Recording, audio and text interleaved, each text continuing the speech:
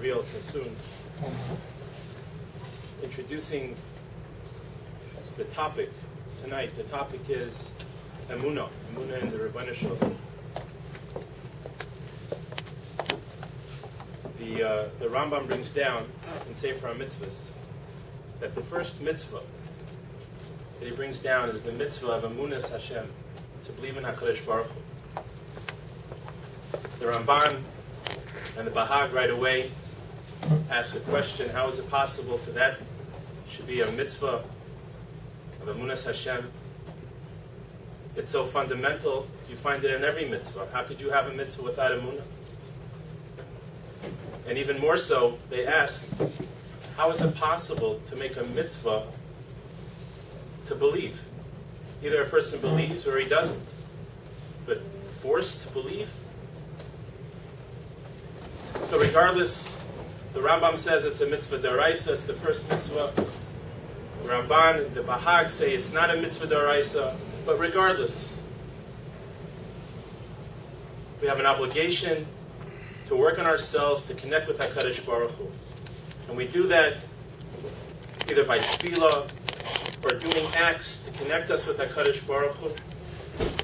Like on a Tuesday night, coming out in our busy schedules to focus and to elevate ourselves on this concept of Emunah Hashem. That's how we get closer to HaKadosh Baruch Hu. By all of us being here tonight with a person who has a very compelling story and message,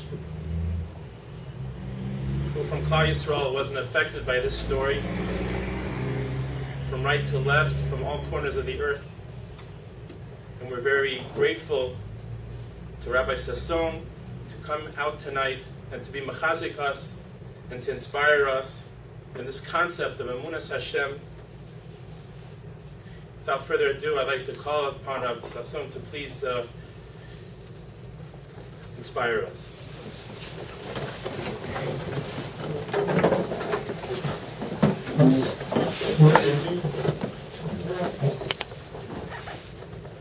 I'm honored to speak here tonight. What keeps me going is to mechazik people. That's the biggest chizuk I could do for myself.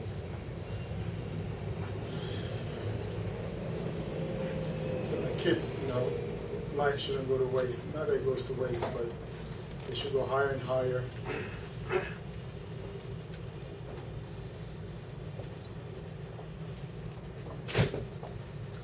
So we're less than 2 weeks away from Shavuos, from Kabbalah Torah.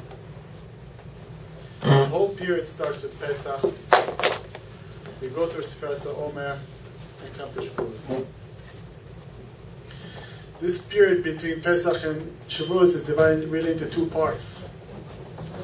The first part is between Pesach and Lag BaOmer. And then you have from Lag BaOmer to Shavuos. There's 32 days from Pesach to Lag BaOmer. And then you have 17 days after that. 32 is the gematria of kavod. Kavod. 17 is the gematria of tov.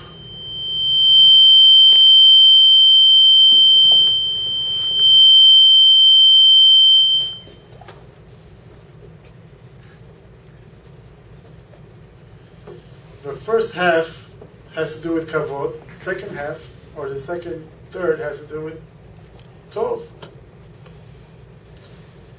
What's it got to do with anything? So there's 2 reasons brought down why Hashem made the world. The first one is Hashem made the world for His kavod. The world was made to show His kavod. It was for His kavod. That how could there be a king without an am? How could there be a king without a creation? So He had to create the world for His kavod. Another reason brought down is for tov. Ramchal is famous for making famous that Hashem is meitiv. He made the world to give us good. In order to give us good, the biggest good he could give us is to give us free choice, and we should earn our good. Otherwise, we'll be the bird of shame. So kavod and tov is the purpose of creation. And with Pesach, we get freedom, and with that freedom, we toil. We do Sfasa Omer. And Shavuos, we get to the purpose of creation, kavod and tov.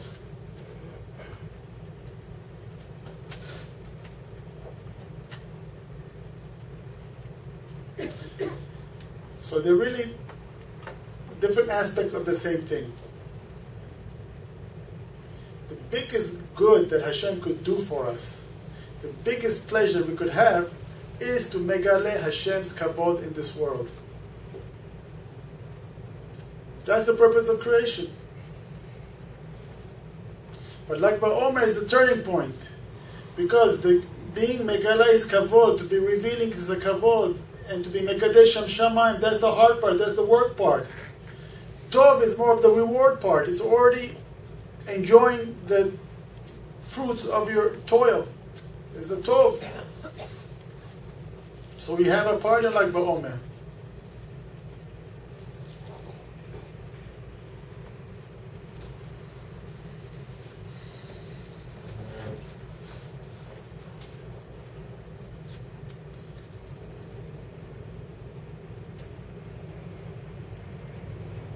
Everybody has to have in mind what he's living for.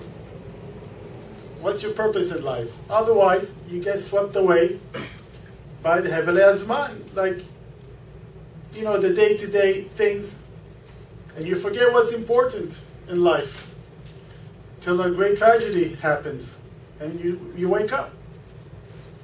Hashem in His kindness gives us Rosh Hashanah every year, so that we wake up. Remember what's important, refocus, because we forget.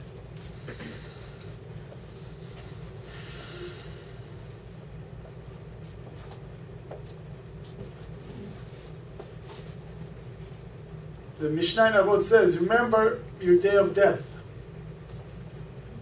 You have to know what's so important for you. What do you want on your tombstone? What do you want written there? That you made $1 billion? That you were successful? Nobody has that. Not even like the Hollywood celebrities. What did they write? It was a philanthropist. It's always got to do with mitzvot. It's so easy to get swept away in this culture with success that you forget what's important in life. Really, success in the hands of a Kadosh Baruch Hu. It doesn't mean it's not really yours.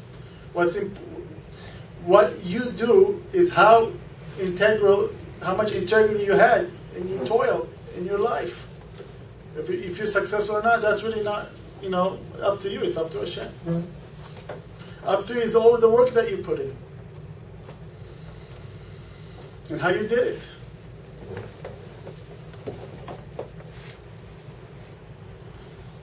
So you have to have the goal in mind. What am I here for? What am I here for?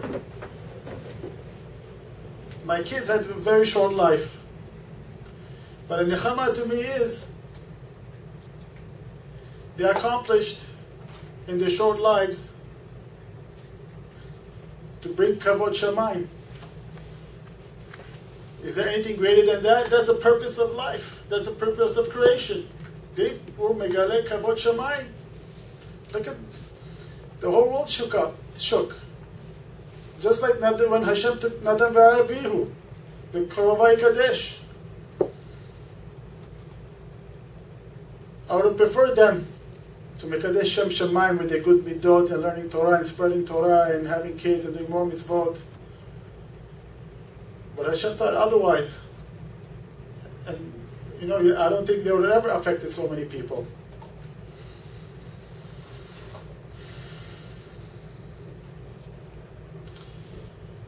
So anyway, being Mekadesh Shem Shamayim is really for your own benefit in the end. It's for your tov. It's the purpose of creation. So I want to go through the steps. Steps of tov. Steps of pleasure. that we could have. Because Hashem created you to enjoy this world, to be the greatest you can be.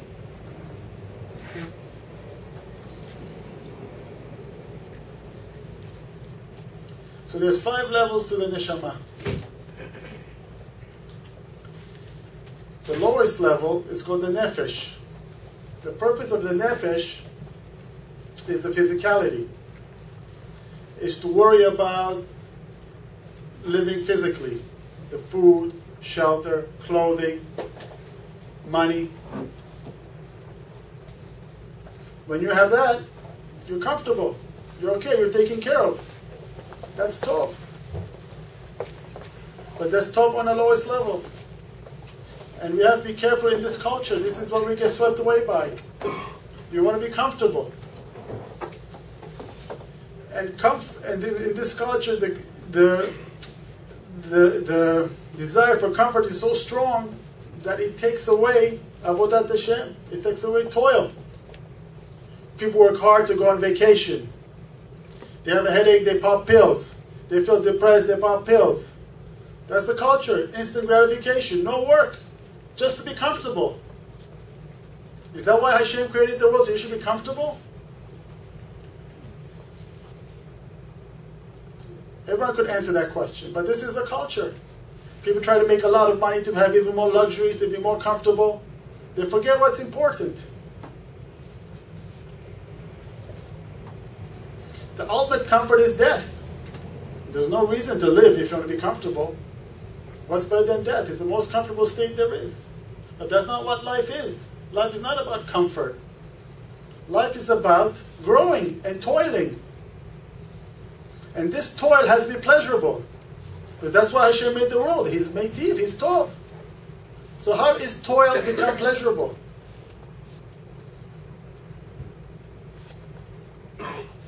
How do you enjoy Olam Hazeh? We're not living for Olam Haba. We are living for Olam Haba, but your Olam Hazeh is how we live. We live in this world, and if you live this world properly, then that's Olam Haba. But Olam Haba is not you do mitzvot and you get points in heaven. What you make yourself into in this world is what you have. That's your Olam Haba. It goes together. It's not separate. So there's a story.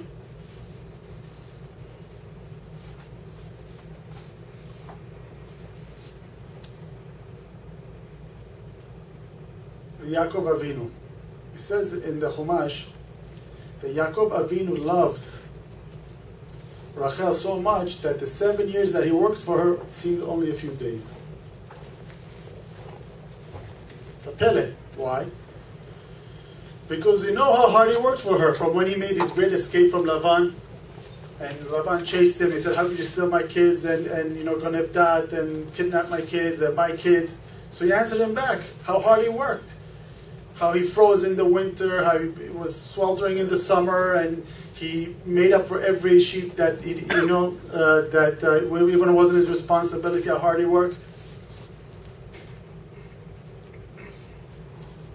So how can it only seem like a few days? Not only that, when you love something, it seems like forever. If you want something, how does it seem like a few days? Each day, it seems like forever. I want it already. I can't wait. I can't wait. So why does it seem like a few days?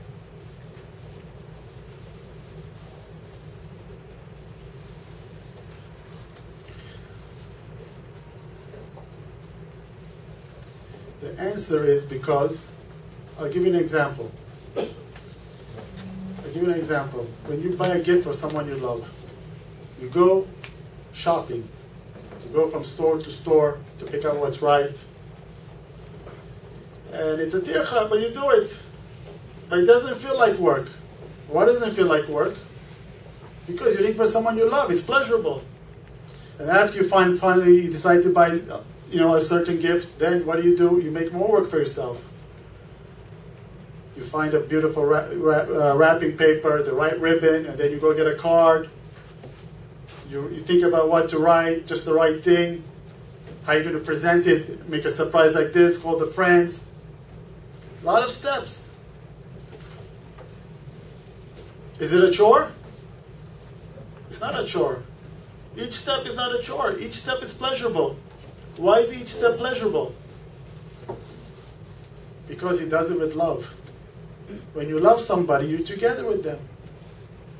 Each step you do, you're together with the person. The 7 years Yaakov worked for Rachel, he was with Rachel. They were together. He felt he was together with her because he was doing it for her. He was in love with her.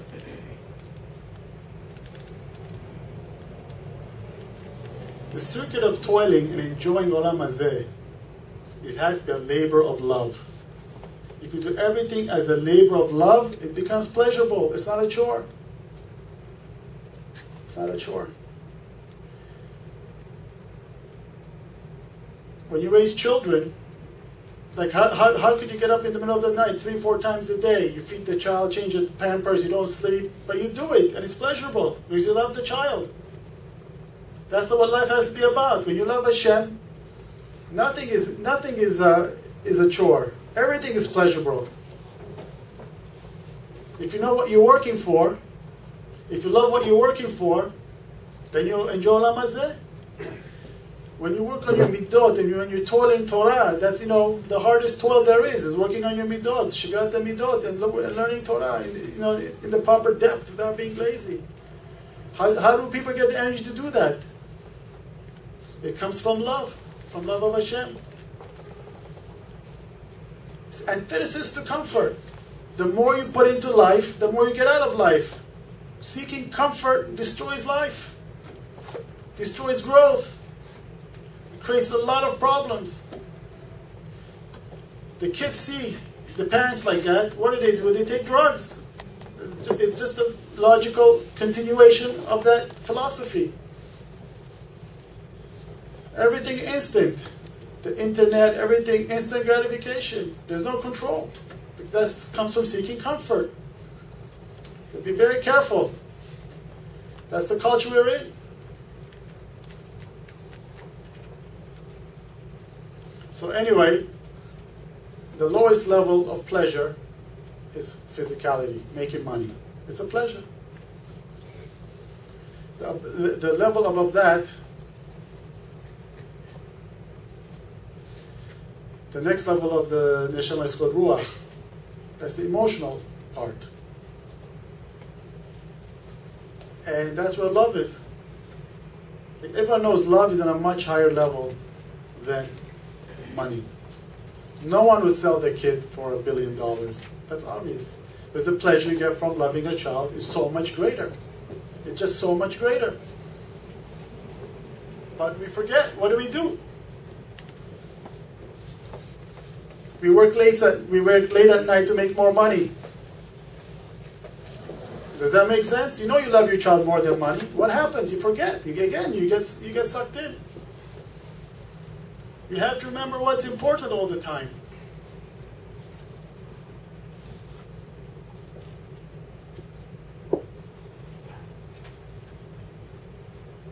I see a lot of ladies here. So I want to point out, the mitzvah of tzniut is also for men. But it's more incumbent on the lady. Why? Because the man goes out to conquer the world. So he forgets. He forgets the right values. Kochi v'otzem yadi. He thinks he has to go and he has to fight, whether in ruchnias, in learning Torah, or in business, or in doing chesed. He has to conquer the world. The woman stays home to protect the values of the family. Tzniut is all about protecting the correct values. To have the right values at home, it's really up to the ladies. It's up to the men too. I'm not giving you an excuse to get off. But the ladies are strong in demanding what's correct and what's right and protecting and reminding the husband, hey, what about the kids? Hey, what about this? But doing it in a way of chokhmah, without pressure. That's what tzniut is all about. I didn't come here to be dorshan tzniut, so I'm not going to go into it, but in general, if you don't demand the comforts, the this, and they see what's important, the kids see what's important, it's in your hands. The midot of the kids are in your hands. The shalom bayit is in your hands. You can make a difference. You have to remember. You can't, also the men. Without Shalom Bayit, you won't have beautiful kids. That's the basics. The kids have to feel safe, secure. So that's the level of love. When you want to yell at your child, stop. What's more important, to get out your feelings on him? Or that he should be great? Or that you should love him? Criticism doesn't work. It's easy to get it off your chest. What are you doing? You're no good. What, you do this all the time? Stop. This is growth. Shivrat Midot. What's more important? Love your child. He'll be great. Don't worry. He's a work in progress. And you know that's true. Because when you're in a good mood, you won't shout. You're happy, you won't shout. You know how to handle it. When you had a tough day, all of a sudden, you let it out at the child. So it's really not the child's problem, it's yours.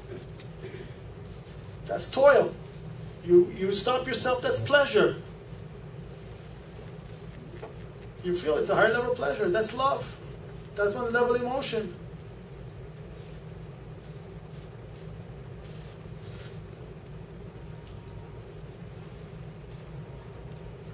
Relationships. Working on relationships, that's the level of emotion, of ruach. That's a much higher level of pleasure. So most people understand up to there. We have money, we have family, and that's where most people are. That's where they're holding, the lowest two levels. But there are higher levels. After that, you have the level of the neshama itself. It's called the neshama. The neshama wants the truth.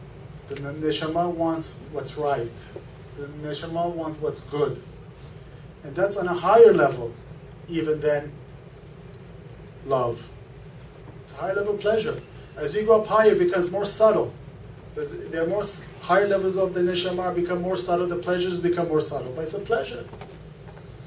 It's what Hashem made us for.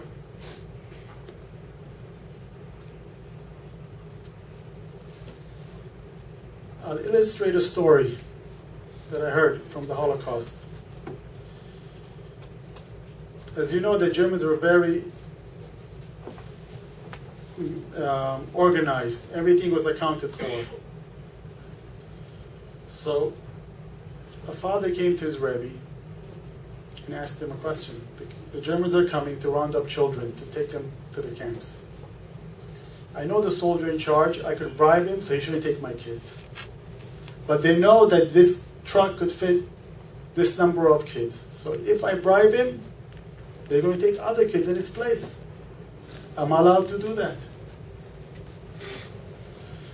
So his Rebbe told him, come back, I have to think about it. He came back.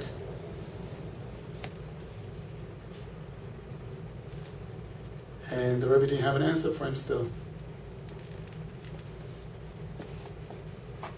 And he kept pushing him off. The day came for the roundup, and he let his kids be taken. He came to his Rebbe, told him what happened. The Rebbe came up to him, kissed him, and hugged him, and told him, I didn't want to tell you that you did the right thing, because I didn't think you could stand up to the Nisayon. It was just too hard of a test. I didn't want to tell you what was right to do. Why did his father do such a thing?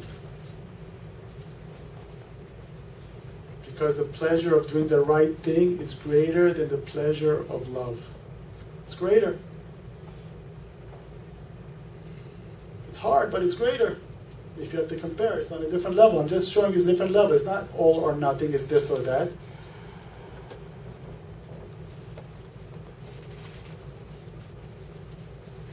I mean, I did without a free choice, but it's the same thing with my children. It's great to see how,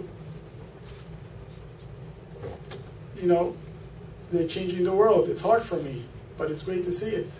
I wouldn't choose it, but it's really greater. See, you know, Baruch Hashem in Torah, use one step to go to the next step. we use the physicality to mekadesh it, to go higher. We use our family to feel the love of our family, to go higher. So we go to higher, to do the right thing, to do good, and we teach our kids in that derech. So that's the level of purpose. To have a purposeful life, have a meaningful life. That's where it is. You have to know what you're living for. What are you living for? Just to make money? That's not a purpose. Just to be comfortable? That's not a purpose. That could be easily twisted, like I explained.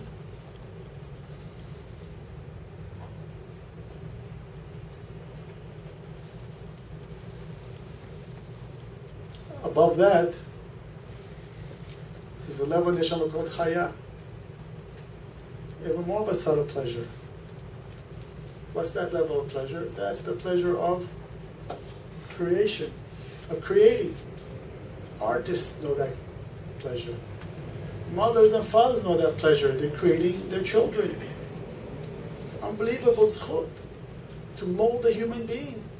There's nothing greater than that. Opportunities to mold a human being. You have to keep that focus in mind when raising children. But most important of all, you mold yourself. Shivrat midot, working on yourself, becoming a better person. That's really olam haba, like I explained before. That's unbelievable pleasure. It's much more subtle. It seems like work, but if it's done with love, it's not. If you love Hashem, it's not. If you love yourself, it's not. If you love your kids or others or strangers, it's not. You give up for the other, it's not. You do everything for the other, it's not. Because you grow as a person. Every mitzvah you do, you grow as a person. Every time you push yourself, you grow as a person. You create yourself on a much greater level.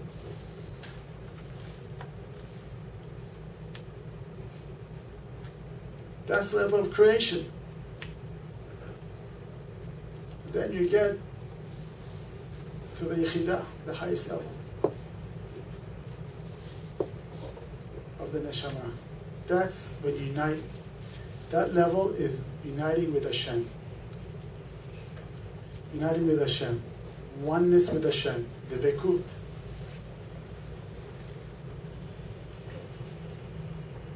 How do you get there? I talked about surrendering to Hashem. You completely surrender to Hashem. You become one with Him. Just get rid of all your ego. There's 2 times a year we reach this level in the Hagim. One is Shavuot, Matan Torah. That's the first day.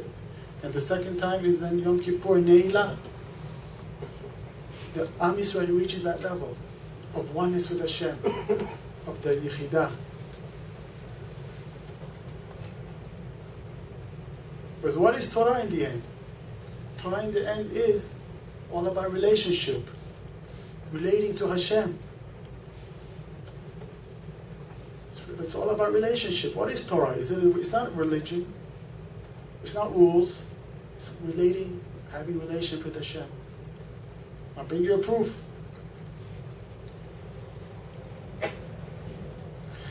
Everyone knows the famous Gemara in Shabbos that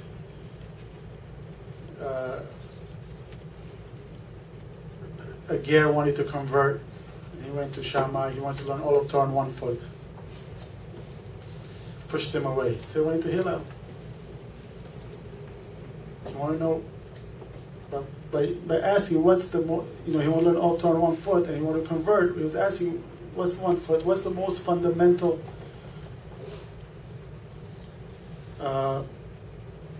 concept in Torah? So from there, I could learn out the rest of Torah. So Hillel tells him, don't do to others what's hateful unto you. He basically takes the cloud of Rabbi Akiva, to love your neighbor as yourself, and puts it in a negative form because it's much easier to accomplish. You don't have to go out and do it positively, but at least don't do what's hateful to you unto others. That's the ikar of Torah. That's the ikar. So Rashi there explains, who's the others? Who's the friend? He said, Re'echa v're avicha. I forgot the pasuk, but he said he hints at Rabbi Akiva's thing there. It comes Rabbi Akiva after Re'echa kamocha, and he asks, "Who's this Re'echa?" He says, "Re'echa is Hashem. It's Hashem Himself. He's your friend. Don't do what's love Hashem as you love yourself." Why does he say this? Because it's difficult. Because most of Torah is not Ben Adam lechavero. Look, you have Seder. All of Kodshim, all of Taharot, all of Zeraim. It's nothing to do with Ben Adam Lechavero. Brachot, Tefillot, Orachaim. It's nothing to do with Ben Adam Lechavero. So it says, who's your friend? It's Hashem. And then Rashi brings another pshat there. No, he says it means friend mamash. It's really your friend, not Hashem. Why? And then he explains, because role of the mitzvot is Ben Adam Lechavero, like Zelah. It happens the most. I guess in day-to-day life, even in the Torah, it's not the rov, but in day-to-day life, it's the rov. So that's how I explained. But you see from this Rashi that the ikar of Torah after Re'echa Kamocha, this is during Sfas Omer,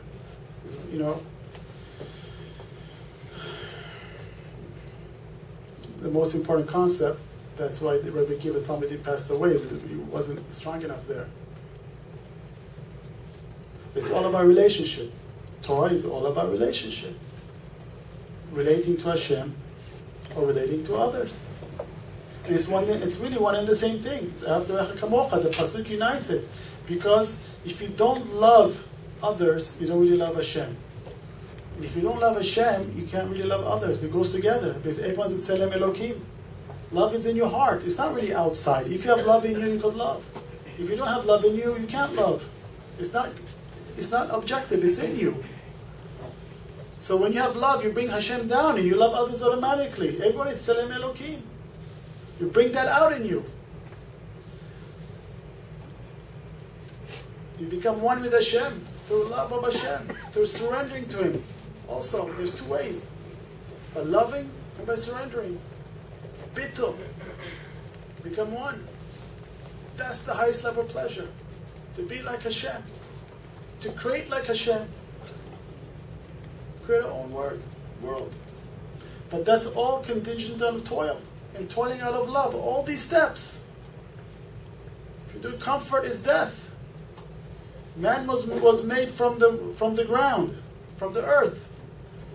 And as neshama was breathed into him. So it's the nature of the Yetzer Hara, of the body, to just want to stagnate and do nothing and be comfortable and take the easy way out. And we lose track of what's important in life. Especially in this culture. It's so difficult. But you know that if you know what's important in life, and all the important thing is life, love, good, meaning, creation, devekut, nothing could happen to you. You could have an enormous tragedy like I did, but you're okay, you're fine. Because you're not the body, you're not the physical. That's only on the lowest level. So you lose everything. You can't lose everything. You still have yourself. You still have your love. You still have your ability to create. You still have your ability to surrender to Hashem and to be one with Him. It's unbelievable. Everyone is Tselem Elokim. He's a neshama. It's untouchable. That's Emunah. If you get bogged down in this world, there's no Emunah. There's only two nations that are called Adam. The Jews are called Adam. Because to be called Adam, you have Emunah. You have to know there's more to life. If you don't know, you're just a behemoth or an animal. An animal is all he cares about his physical being and nothing else. There's no higher concept. And the other nation to be called Adam are the Arabs.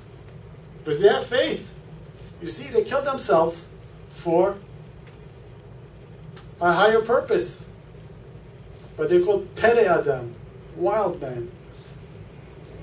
Pere comes before Adam. That defines who they are, their wildness. But they're still called Adam nonetheless, because they believe. And because of that, they're our biggest foe, more than Esav. Al Kal Kol Kol Yaakov Yadei Yadei Esav. Our call could beat the Yadayim of Esav. Our voice, our spirituality could beat Esav. But that's also Ishmael's strength. And that's why there's such a formidable foe in the end of days. They're big mekatreg on us. The way they have faith. Our faith has to be stronger. If a Goyish nation could have faith, and they gave up their lives for Hashem, what does it say about us? If a Goyish nation could be dressed, completely covered the women, what is it about our modesty?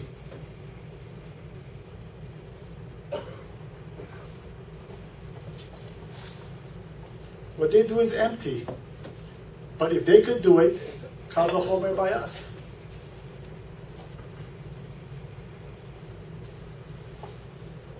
We have to be Adam. We have to be Adam. And to be the ultimate Adam, we're zochei to make our bel Torah when Am Yisrael were ish echad v'lev echad. We were one. We became one because I told you, Torah is all about relationship.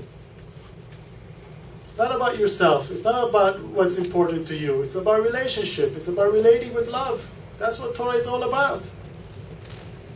When the Egyptians chased Am Yisrael into the ocean, there Rashi says there were lev echad, ke'ish echad is reversed.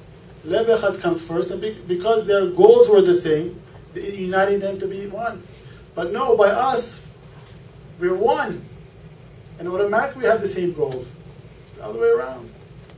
We have to get to that level to be Mekabel Torah properly. That we're one and relate to Hashem.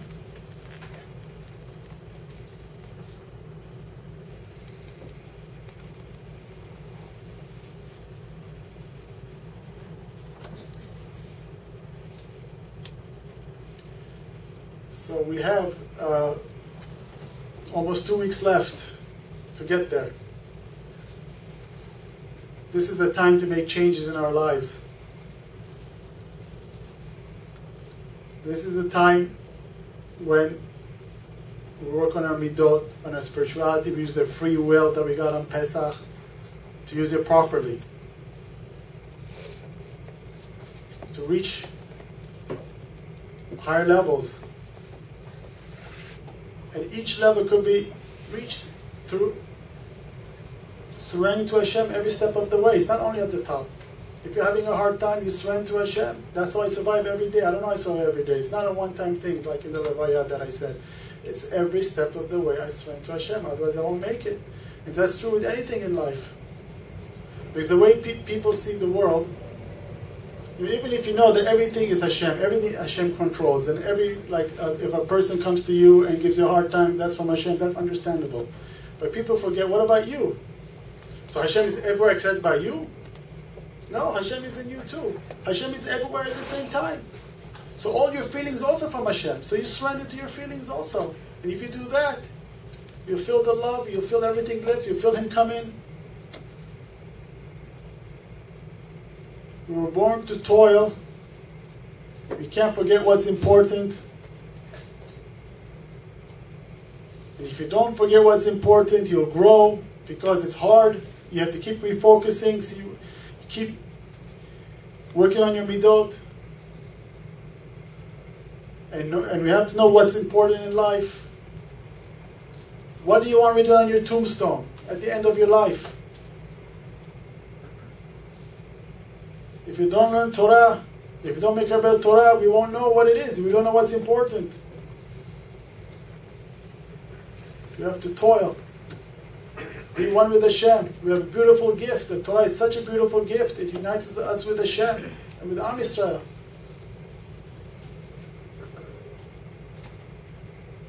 And if the kids see at the Shabbos table you care about the Torah, they'll go after the Torah. If you talk about business, if they see you caring more about comfort, then they'll go. They'll go to drugs. They'll do different things. Such a beautiful gift. We shouldn't forget it. We should keep focused. And we should be zochei to have a real Kabbalat Torah. Thank you.